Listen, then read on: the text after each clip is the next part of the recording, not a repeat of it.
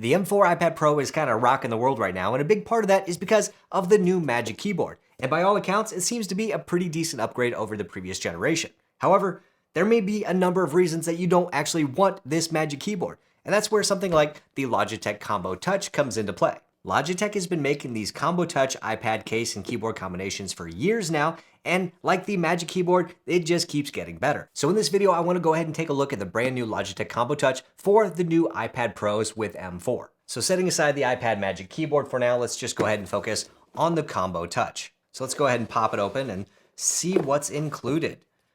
Right away, the packaging is definitely not nearly as nice as Apple, but it's actually not bad. The case seems to be protected pretty well with this cloth stuff. I don't know what it is. And on the bottom, we have the second piece, which is the keyboard. Look at that. Okay, so yes, right away, this looks more premium than previous versions of the Combo Touch that I've had. So this is definitely a change of material from previous versions of the Combo Touch. The previous versions had definitely more of kind of like a denim type material. It was a little bit rough, it has some texture, and it was actually pretty durable. My wife used one for a couple of years. This one's my daughter's. She's been using it for a couple of years, and it holds up pretty well for the most part, at least the external material does. But on this version of the Combo Touch, it looks like they switched over to be somewhat similar to the iPad Magic Keyboard. On this case part, it is kind of a rubbery texture, a matte feel, kind of soft touch, very much like the iPad Magic Keyboard, which here's one right here.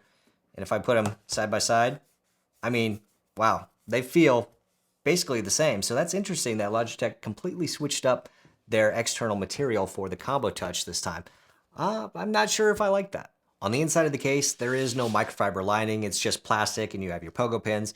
You have your cutouts for all of your speakers and your ports, and we'll go ahead and test that here in just a little bit because sometimes there's been some issues with cables not being able to fit inside ports of third-party cases, so we'll check that out as well. On the second part of the Combo Touch, you do have this slab of aluminum on the bottom right here that looks kind of nice, kind of gives you a bit of a premium feel and something that isn't rubbery to touch, but of course that rubber is all over this other part, the front part, the part you're going to touch the most with the trackpad and the keyboard. And this guy, that is a huge trackpad. That is way bigger than the Magic Keyboard, even the new Magic Keyboard. So that's going to be fun to check out. But let's go ahead and get the iPad into here and see how that goes, because with the 10th generation iPad, with the Combo Touch for that one, I had a lot of issues getting the iPad into the case. It was like the rubber was too stiff, and I really couldn't get the thing into the darn case, and it was really frustrating.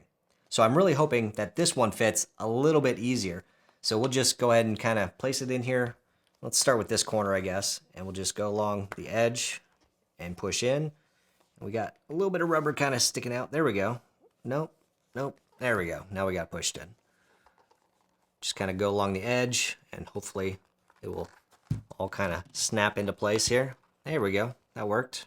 Okay, that worked a lot better than the 10th generation iPad version that I had. And this thing feels pretty good. It's definitely lighter than the previous iPad and previous Combo Touch. And yeah, I mean, this is something that I could definitely use and hold. And what's nice is that this case is added protection. Compared to the Magic Keyboard, which just pops on and off with magnets, this case actually gives you a case. So you don't have to worry about little bumps and dings when you're setting it on a table or moving it around or maybe in a bag, which is nice. Now, if we want to attach the keyboard, all we have to do is kind of slightly align on the bottom of the iPad and it will grab and hold, and yeah, that is not going anywhere. Like, you don't have to worry about this thing falling off. That is nice and tight. You can pull it off if you pull it off at an angle. It's a little bit easier. But that is solid, and it's got a nice click to it. And if we fold the entire thing up, yeah, this feels a lot better than the previous iPad and Magic Keyboard did. This is thinner, lighter. It just feels better overall. It feels like everything is just kind of aligned all the way around the sides.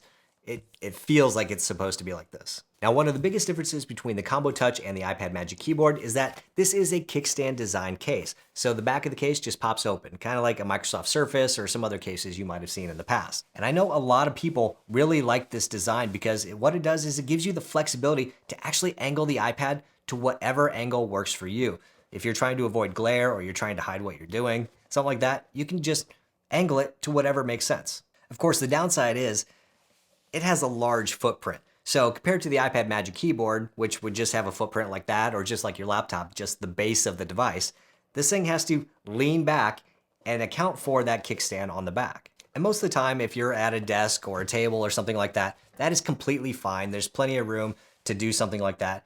But this isn't the most optimal design for trying to use on your lap like you would use a laptop. Although the Magic Keyboard isn't great either because it likes to flip over, although the new one's probably a little bit better. But of course, one of the biggest benefits of this design is that the keyboard comes completely off, so you can use it like an iPad, like a tablet, without having a weighted keyboard attached. You can also connect the keyboard and just flip it around. So if you don't want to discard the keyboard because maybe you're gonna forget it, or maybe you're at an airport, you don't want to set it down, or whatever, you can just flip the keyboard around to the back, and now you can still use your iPad as an iPad, and the keyboard is off when it's flipped around the back, so you don't get any false inputs, which is nice. But then you can have the whole device without having to worry about, I guess, losing your keyboard. For a slightly better feel, if you don't like the feel of the keys on the back of the iPad when you're holding it, you can pop this off, flip it around backwards, and put it behind the iPad, and now you have a nice aluminum surface to put your hands on instead of the keys. Again, if you don't want to remove the keyboard from the iPad.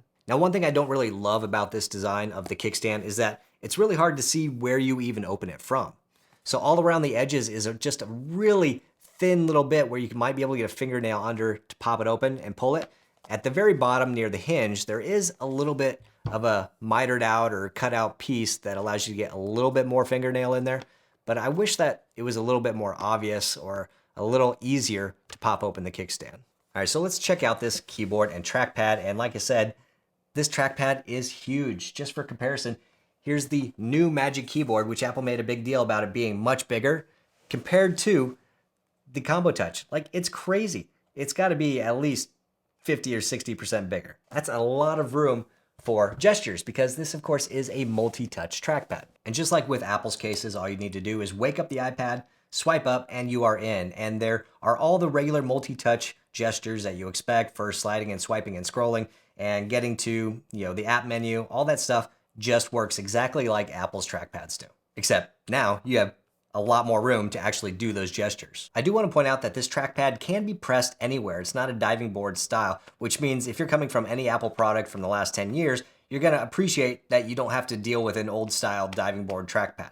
Although one thing I notice right now is that there's quite a gap between the trackpad and the case when you push down it, leaving a lot of room for probably crumbs and dirt and sand or whatever else might get in there. There's a lot of space for something to happen. So definitely gonna have to watch out for that.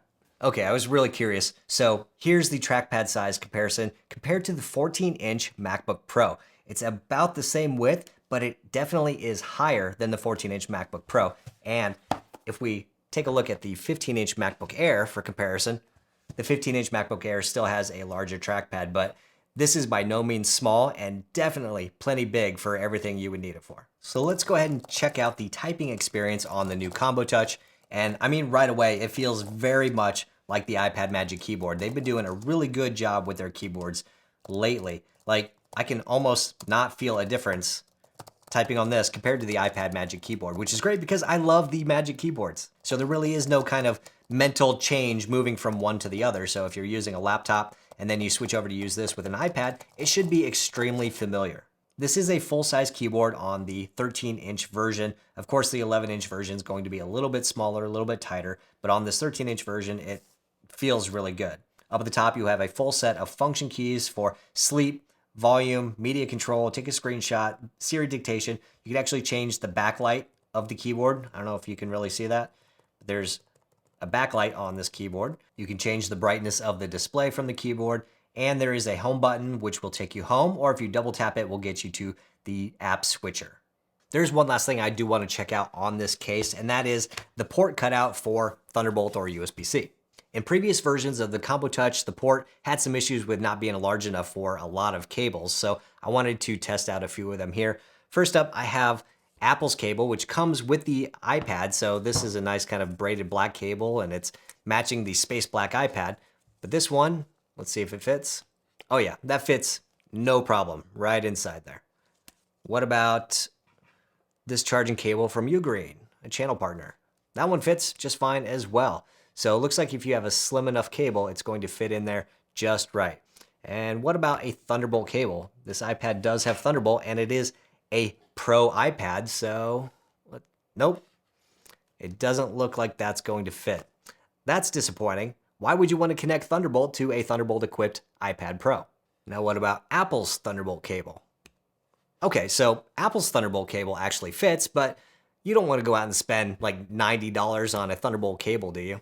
So it looks like a number of cables will fit, but you may have to go out and get a different one if yours doesn't for some reason. Overall, my first impressions of the new Logitech Combo Touch for the iPad Magic Keyboard are pretty positive. It's a very familiar design to the previous Combo Touches, so if that's something you're interested with, the kickstand design and having a case and being able to detach the keyboard, then this is probably a good option.